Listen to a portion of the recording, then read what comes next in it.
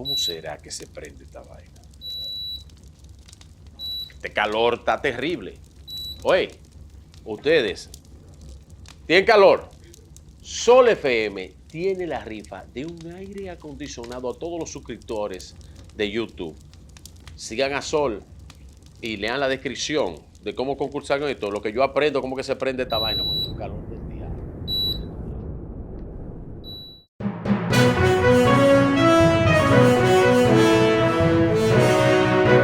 A este fenómeno. Buenas tardes, Jean Suriel, ¿qué tendríamos para hoy?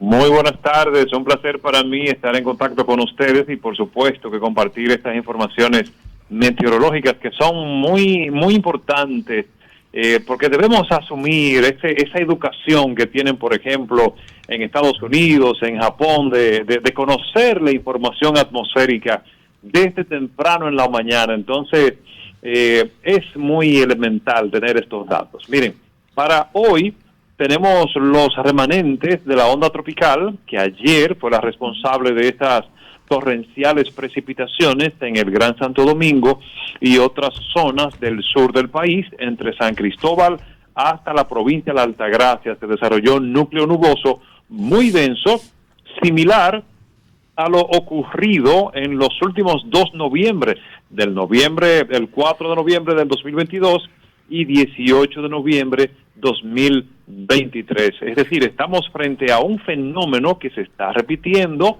con mayor frecuencia y vemos que este patrón atmosférico entonces ahora viene más repetido. Y por supuesto que no será el único evento en la capital dominicana y gran parte de República Dominicana en cuanto a inundaciones se refiere, porque este año vamos a estar bajo los efectos del fenómeno de la Niña y de una anomalía en el Atlántico, porque el mar caliente empuja mayor humedad hasta nuestro país y así incrementa las posibilidades de precipitaciones. Cuando está la Niña también se generan más lluvias en nuestra zona de pronóstico. Esto además de incrementar el número de tormentas y de huracanes en el Atlántico. Hay un montón de gente, Jim, que gracias por tus aportes, caramba, tan necesario en estos tiempos atmosféricos, que le explique a la gente, porque nosotros aquí en cabina sabemos lo que es el fenómeno de la Niña, pero una gran población no entiende y dirá, ¿de qué niña estará hablando? Claro que sí. Y gracias por esa valoración. De verdad que me siento honrado de poder contribuir con esta historia que se desarrolla en el país acerca de la gestión de riesgo y de la conciencia que la ciudadanía está adoptando en torno a estos fenómenos. Fíjate que la Niña es la contraparte del otro fenómeno que también mencionamos frecuentemente en el ámbito meteorológico, que es el Niño. El Niño es un patrón en el que las aguas del Pacífico se calientan y de manera indirecta inciden en el Atlántico y también en el Mar Caribe. Por ejemplo, cada vez que hay un Niño en República Dominicana se generan procesos de sequía, pero cuando hay una Niña, que es el enfriamiento del Pacífico, entonces del lado nuestro ocurre todo lo contrario, aumentan las precipitaciones y así también aumenta el potencial de inundaciones. Jim, ¿por qué el niño claro, nos provoca aguaceros aquí en el Caribe, por ejemplo, y en Centroamérica entonces inundaciones? ¿Cuál es el fenómeno? Sí, se dan dos eventos muy diferentes porque la parte de Centroamérica que da al Pacífico, entonces recibe esa cantidad de humedad que se genera en el mismo Océano Pacífico por el exceso de temperaturas en el mar y en la atmósfera. Entonces se concentran estos acumulados de precipitaciones. Pero del lado del Mar Caribe, del lado del Atlántico, entonces vienen unos vientos cortantes que no permiten la llegada ni de las ondas tropicales, ni de las vaguadas, ni de los sistemas de bajas presiones. Pero cuando está la Niña, entonces esos vientos en altura, que son vientos adversos, una cizalladura vertical que en cierto escenario también debilita las posibilidades de que se generen fenómenos ciclónicos en el Atlántico cuando hay un Niño, pero cuando hay una Niña, entonces esos vientos están ausentes y se desarrollan las ondas tropicales, las vaguadas, las bajas presiones, y ahí entonces aumenta el potencial de desarrollo ciclónico. Sí, es por eso que hay una variación en cuanto a Centroamérica y la región del sí, Caribe. pero ¿qué enfría el Pacífico? O sea, ¿qué enfría el deshielo del Ártico o de Antártida? Es un patrón oceánico y atmosférico que se alterna cada 3, 5 a 7 años, y durante corriente, sí. miles de años ha ocurrido así, de esa manera, que en un momento se calienta, en otro momento se enfría, pero hemos tenido en los últimos 20 años, y de manera especial a partir del 2000, 2005, un aceleramiento en cuanto a la formación de esos fenómenos. Pero no tiene que Porque ver nada con el deshielo de los polos, entonces. no tiene nada que ver con el deshielo de los polos, Pero porque está totalmente distante de esa región. En cuanto al deshielo de los polos, lo que sí incrementa es el nivel del mar, por lo menos milímetro a milímetro cada año. Entonces uno lo va acumulando, y por supuesto que es una cantidad considerable, y ya lo hemos visto en zonas, por ejemplo, de Estados Unidos, como el mar está prácticamente a la par con tierra. Por ejemplo, en Miami cada vez son mayores las inundaciones costeras por ese fenómeno, el mar entrando a tierra. Y aquí en República Dominicana vimos también como algunas zonas de la costa este, del noreste del país, entre Punta Cana y también Samaná, se ha desarrollado una erosión costera por ese incremento mínimo pero paulatino, porque es persistente. Jim, ¿qué ocurrió ayer en la República Dominicana? ¿Fue una sorpresa lo ocurrido en la capital o había predicción para eso? Miren, para mí personalmente, no fue una sorpresa, porque veníamos anunciando desde el domingo pasado, cuando comenzamos la cobertura sobre el huracán Beryl, que ya venía hacia la región del Caribe. Entonces le dimos seguimiento a los dos fenómenos, y así lo veníamos advirtiendo: señores, miren, Beryl, que ya está categoría 5 al sur de Puerto Rico, pero no se descuiden con el fenómeno que viene detrás, que es una onda tropical, y que en ese momento tenía la posibilidad de desarrollarse como una tormenta tropical. Era un gran disturbio, una onda tropical muy activa. Entonces un descuido de las autoridades. Entonces, fíjense algo.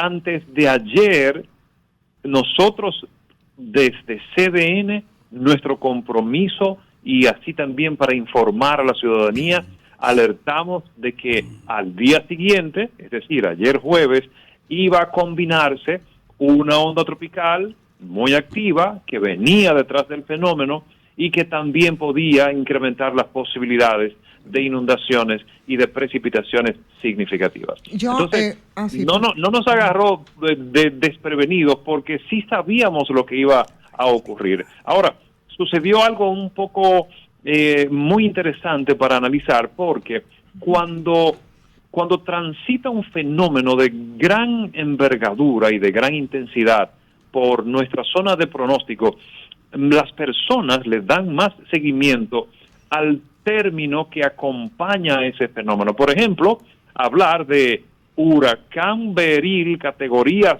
5 ya es motivo para preocuparse de manera mental. Sin embargo, de hablar de una onda tropical, aunque sea activa, ya muchas personas se despreocupan, porque no es un huracán, no es una tormenta.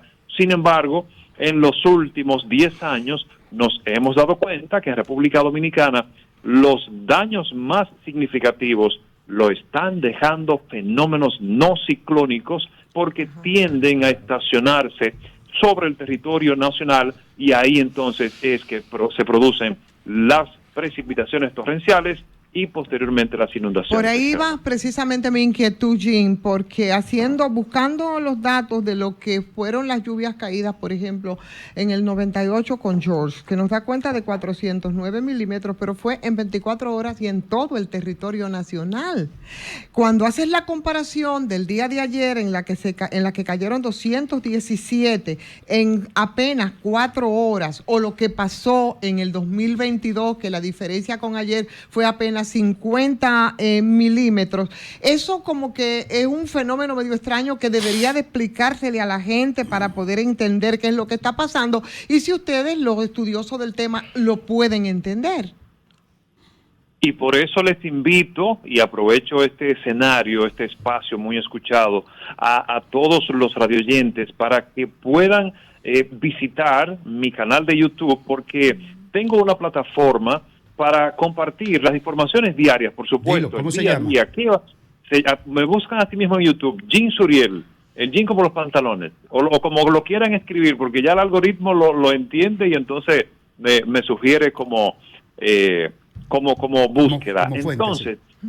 Como fuente, sí, exactamente. Entonces, ¿qué sucede? Diario estamos compartiendo la información meteorológica, pero tengo una sección en la que es educando a la ciudadanía, y es la primera parte, porque no solo es hablar, señores, viene una activa onda tropical, vamos a hablar cómo se forma la activa onda tropical, de dónde viene la onda tropical, cuáles son los efectos de ese fenómeno y cómo me puedo preparar por si ese fenómeno también puede salirse de control. Entonces, en cuanto a ese tema de la educación permanente, de estar informándonos, principalmente de las fuentes oficiales, por supuesto, ¿verdad? Pero, y si era de conocimiento, ya que podía caer toda esa agua que cayó, ¿por qué colapsó la capital en el día de ayer? Bueno, la capital colapsó en el sentido del tránsito porque no se despachó a tiempo. Así como se tomó esa medida, por ejemplo, el día de hoy, al mediodía, o también el martes con el huracán Beryl, y no se le dio como esa importancia desde ciertas entidades que tenían que velar en ese sentido. Jim, entonces, de mi parte, mi recomendación es siempre, ya como los efectos del cambio climático se tornan cada vez más evidentes, más intensos y más prolongados, con mayores efectos, entonces ahora estamos frente a fenómenos que son muy destructivos y de rápido fortalecimiento. Entonces, aunque sea una vaguada fuerte, aunque sea una onda tropical, aunque sea una baja presión y aunque sea un ciclón tropical, vamos a establecer un comportamiento, un protocolo en el que a tal hora de la tarde, sean las 2, sean las 3 de la tarde, que el personal no esencial pueda trasladarse hacia su casa y no estar en la calle, que fue lo que sucedió ayer. Precisamente la precipitación más fuerte estuvo concentrada entre las 3 de la tarde hasta las 6, y todas las personas que salían del trabajo se encontraron entonces con esa situación de una inundación extrema. Jim, buenas tardes. Federico Jóvenes. Hermano, ¿cómo estás? Una pregunta. Esos volúmenes de precipitaciones, por ejemplo, según tu tuit, 217 milímetros en la zona colonial, o bueno, allá hay Alcantarilla, pero esa cantidad de milímetros en 4 o 5 horas de agua en zonas donde hay filtrantes, independientemente de que estén tapados o no, de que se le dé mantenimiento o no. Esos volúmenes tan anormales necesariamente suponen una inundación que no haya forma de que el sistema lo drene por lo corto, por lo intenso y por lo mucho. Federico, qué bueno que haces esa pregunta, porque también lo hemos conversado en los últimos días, el hecho de que las inundaciones extremas no son exclusivas de República Dominicana, y cada vez que llueve fuerte lo estamos viendo como en los últimos años se registran más inundaciones que hace 20, hace 30 años atrás. Y hay un factor muy importante, y es el incremento de la humedad en la atmósfera y también de las temperaturas. Esos dos factores favorecen la producción de lluvias torrenciales y de unas nubes tan extraordinarias que generan lluvia pesada. Entonces, ¿qué sucede? Ahora, actualmente, entre 1 y 3 horas se está desarrollando un volumen de agua que anteriormente, hace 20 años atrás, se desarrollaba en 8, 12, y prácticamente en 24 horas, pero ahora se está concentrando en menos tiempo. Entonces, ninguna ciudad del mundo está preparada para drenar esa cantidad de agua. Lo vimos recientemente. Brasil resultó afectada hace más de 2 meses con unas inundaciones históricas que duraron casi 2 semanas. Gran parte de algunos pueblos de Brasil bajo el agua. Dubái también con el mismo comportamiento. Texas en Estados Unidos, también en Europa. Ahora Alemania, tenemos también Francia, Suiza, Italia, ha ocurrido en España, lo ha hecho en los últimos días en la India, en Pakistán, en China. Bueno, en definitiva, que gran parte del planeta está recibiendo el mismo comportamiento oceánico y atmosférico. Entonces, ninguna ciudad está preparada para esa cantidad de agua. Mira, ya debe estar en el despacho del presidente por el tiempo que fue aprobado.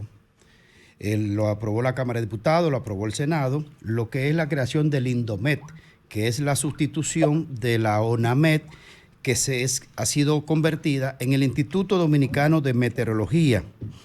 Es decir, que ya debe estar en el despacho del presidente para su promulgación, que tendrá presupuesto independiente y tendrá otras herramientas importantes para lo que son los temas meteorológicos.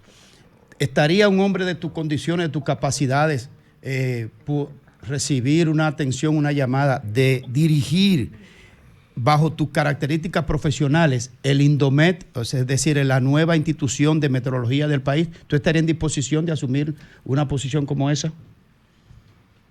Mira, creo que hay personal muy capacitado en la misma Oficina Nacional de Meteorología que está ocupando algunos puestos quizá menores, medios y muy cerca de la dirección, que podrían asumir esa dirección y ese el instituto.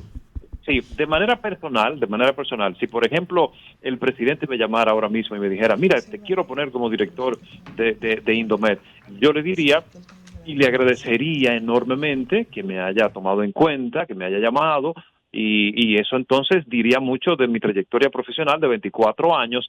Sin embargo, lo podría acompañar en una asesoría técnica para decirle dónde poner las teclas que hay que colocar, porque el Instituto Dominicano de Meteorología no es solo para predecir el tiempo en las próximas 24 horas. Hay otros factores, hay otros tópicos que hay que retomarlos y hay que darle ese mismo valor y ese carácter. Por ejemplo, el carácter investigativo a nivel meteorológico. Meteorología tiene una data impresionante desde 1888, señores, que desde ese año tiene las temperaturas de cada provincia, tiene la pluviometría, cuánto ha caído.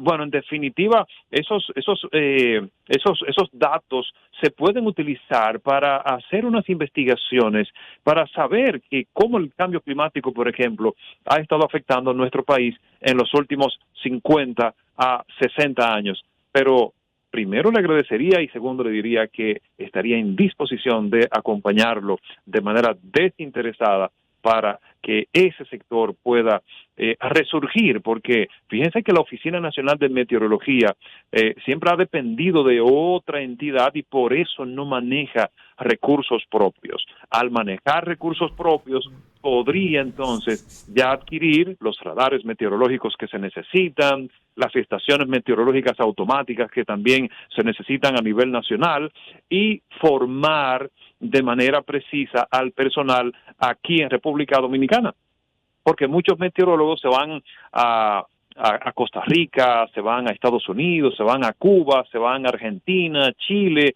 a España, pero vemos que la meteorología de esos países son muy diferentes a la que ocurre en República Dominicana. Entonces hay que formar aquí en el país a esos meteorólogos. Gracias, Jim Suriel. Suriel, te habla Fafa.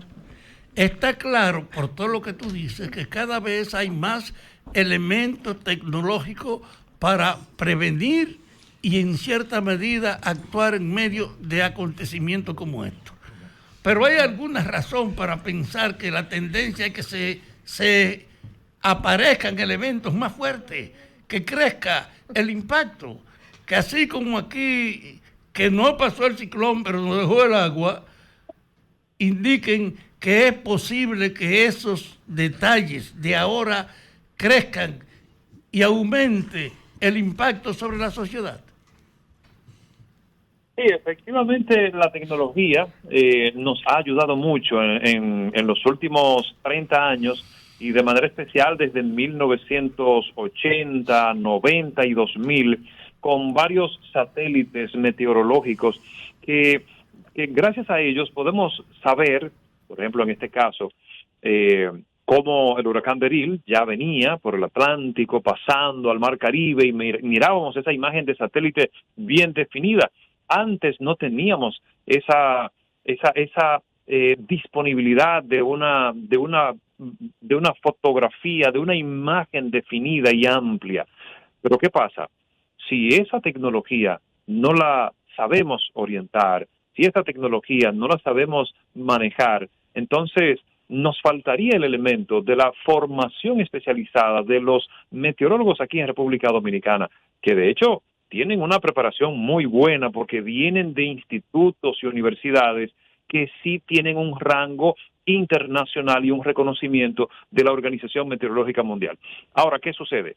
La imagen de satélite, por ejemplo, no nos va a indicar a nosotros los valores acumulados que podrían desarrollarse en las próximas 3 horas, porque estamos viendo que cualquier día despejado en el transcurso de las 8 de la mañana hasta el mediodía, a partir de la 1 de la tarde empieza a incrementar la nubosidad y ya al final de la tarde se está desarrollando una precipitación extrema con inundaciones como las que vimos ayer. Entonces, debemos prepararnos siempre para lo peor porque el cambio climático, la naturaleza, se nos ha ido adelante. Entonces, debemos acelerar también nuestro proceso de comprensión. Así es. Muchísimas gracias a Jean Suriel por conversar con nosotros y sobre todo por orientar a todos nuestros oyentes del Sol de la Tarde. Gracias, Jean.